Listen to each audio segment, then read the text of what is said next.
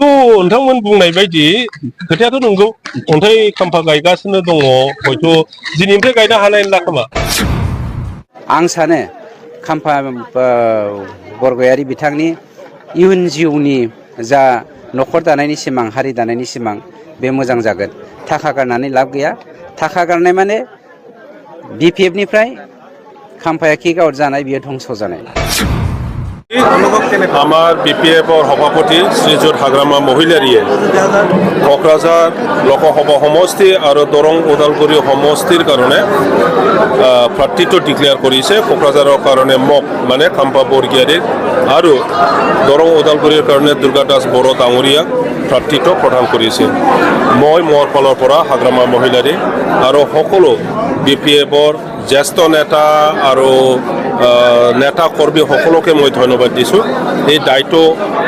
এটা ৰাজনৈতিক দায়িত্ব মোক প্ৰদান কৰিছে আৰু এই দায়িত্বটো মই পালন কৰিম আৰু আগন্তুক নিৰ্বাচনত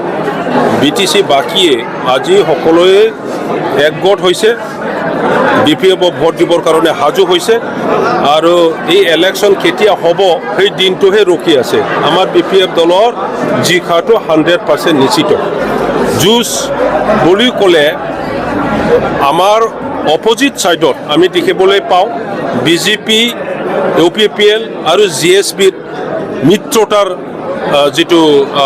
যি এলায়েন্স গ্ৰুপ সেইটোই আছে আৰু হিয়তক যি কমন ক্যান্ডিডেট UPPLৰ ক্যান্ডিডেট তেখেতৰ লগতে আমাৰ যুঁজ হ'ব জয়ন্ত বসুমতাৰীক তেখেতসকলে প্ৰাৰ্থিত্ব দিছে তিনিটা গ্ৰুপৰ ভিতৰত আপোনালোকে চাব ইতিমধ্যে এটা গ্ৰুপটো পালৰি কাটিছে GSP এতিয়া ই ইলেকশ্যনত BJP আৰু UPPLৰ লগত নাথাকিব GSPৰ নেতা হীৰা শৰণীয়া ডাঙৰীয়াই ইতিমধ্যে ডিক্লেয়াৰ কৰিছে যে তেখেতে ইলেকশ্যন খেলিব গতিকে আমি বুজিবলৈ পাইছোঁ তিনিটা গ্ৰুপৰ ভিতৰত দুটা গ্ৰুপহে থাকিব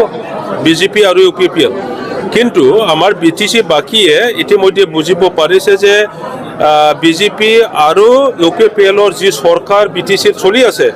ইহঁতৰ দিনত এই 3.5 বছৰত BTC অঞ্চলৰ কোনো উন্নয়নমূলক কাম হোৱা নাই তেখেতসকলে ইলেকশ্যনত যি কমিটমেণ্ট দিছিলে ৰাইজক প্ৰতিশ্ৰুতি দিছিলে এটাও আজিৰ দিনত ৰাখিবলৈ পৰা নাই ৰাইজক যেনেকৈ প্ৰতিশ্ৰুতি দিছিল বহুত দিব চাকৰি দিব ঘৰে ঘৰে চাকৰি দিব মহিলাসকলক এইটো দিব সেইটো দিব পইচা বিতৰণ কৰিব এতিয়ালৈকে একো কৰিব পৰা নাই এটা নতুন ৰাস্তা বনোৱা নাই এটা স্কুল কলেজ বনোৱা নাই এটা হস্পিটেল নতুন বনোৱা নাই এটা বজাৰ নতুন বনোৱা নাই কৃষকসকলৰ কাৰণে এটা নতুন ইৰিগেশ্যন বনোৱা নাই এই BTC অঞ্চলৰ ৰাস্তা ঘাটৰ পৰা দলঙৰ পৰা হস্পিটেলৰ পৰা স্কুল কলেজ ইয়াৰ পৰা আৰম্ভ কৰি যি আছে যি উন্নয়নমূলক কাম হৈছে BPF দলৰ হাগ্ৰামা মহিলাৰী নেতৃত্বত 15 বছৰত যি হৈছে সেইটোই আছে গতিকে UPPL আৰু BJPৰ যি মিত্ৰতা যি ক্যান্ডিডেট তেখেতক ৰাইজে ভোট নিদিয়ে BPF দলক যি উদ্দেশ্য লৈ পেলাই আমি গঠিত কৰিছোঁ তিনিটা উদ্দেশ্য এটাটো হ'ল শান্তি প্ৰতিষ্ঠা কৰা দ্বিতীয়টো হ'ল বিভিন্ন জাতি গোষ্ঠীৰ মাজত একতা আনা আৰু শান্তি একতা আনাৰ পিছত অঞ্চলত উন্নয়ন কৰা আমাৰ অৰ্থনৈতিক আন্তঃগাঁথনি নিৰ্মাণ কৰা শিক্ষাৰ কাৰণে শিক্ষা অনুষ্ঠান প্ৰতিষ্ঠান নিৰ্মাণ কৰা কৃষকসকলৰ কাৰণে ট্ৰেক্টৰৰ পৰা মেকানাইজেশ্যনৰ পৰা আৰম্ভ কৰি পানী যোগানৰ কাৰণে ইৰিগেশ্যন বনাই দিয়া আমাৰ গাঁৱলীয়া মানুহসকলৰ ব্যৱসায় কৰাৰ ব্যৱস্থা কৰিবৰ কাৰণে গ্ৰামে টাউনে বজাৰৰ সৃষ্টি কৰা আমাৰ স্বাস্থ্যৰ কাৰণে জাগাই হস্পিটেল নিৰ্মাণ কৰা এইবোৰে উদ্দেশ্য লৈ পেলাই আমি BTC হোৱাৰ পিছত BPF দল গঠন কৰিছোঁ আমাৰ এজেণ্ডা সেইটোই হ'ব ইস্যু এইটোই হ'ব সেইটোকে লৈ পেলাই আমি ৰাইজৰ ওচৰত যাম আপাতগিৰি মানৱীয় হাগ্ৰামা মহিলাৰী আৰু BPFनि साफ्रोमबो सेनियर लिडारमोन जेनेबा आबो प्रमिला रानी ब्रह्म रिहन दैमारी जहा MLA सरन बर' रबिराम नार्जारी आरो जोंनि MCLA EM गासिबखौबो बिथांमोनखौ आङो धन्यबाद होयो आरो जोंनि देरहानायनि सिट बयबो रायजो राजाफ्रा दा माब्ला इलेक्शन जायो बेखौल' नेगासिनो दङ आरो बेखायनो जोंनि देरहानाया रायजो राजाफोरनि आखायाव रायजो राजाफ्रा दा बिनि थाखाय बयबो रेडि जानानै भट लानानै देरहागोन बेखौ बुंनाया दा सम्भब नङा खिन्थु बुरजा भटआव जों देरहागोन आं बिनि सम्पर्के जेबो बुंनाय नङा नोंथांमोना बिनि रलखौ नुलांबाय बिथांमोनाथ' जोबोद बेबायदि खोथा बुंगासिनो दं खिन्थु रायजो राजा बिथांमोननि जि खामानि मावनाय आगोलाव जि प्रतिश्रुति होबाय जेबो लाखियाखिसै ओनसोलाव जेबो उन्नयनमूलक खामानि मावाखिसै गोदान मोनसे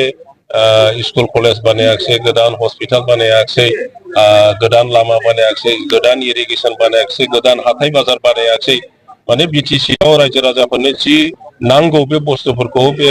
साराय तिनि बोसोराव बिथांमोना जेबो मावाखिसै आरो बुंबाय थादों जे बिपिएफआ 17 बोसोराव जेबो मावाखै दा बेखायनो बेफोरखौ बरनायनानै बेफोरखौ कम्पेयार खालामनानै रायजो राजाफ्रा नुबाय बे नङा जे बिटिसि आव मेगन गुनु मानसि गैया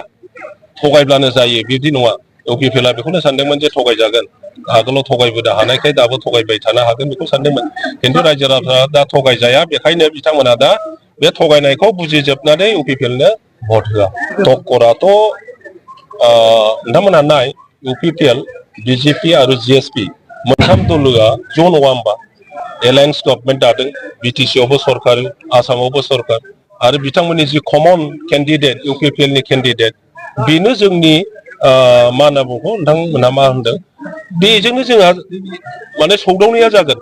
खिन्थु जों दा नुदों बे मोनथाम पार्टिनि गेजेराव मोनसे पार्टिया इतिमध्य नागारनानै थांबाय जिएसपिआ खारन नबसरनिया गावनो केन्डिडेट होगोन होननानै डिक्लेयार खालामखाबाय मोनसे पार्टि गैला दा खालि बिजेपि आरो इउपिपिएलल'सै आरो जों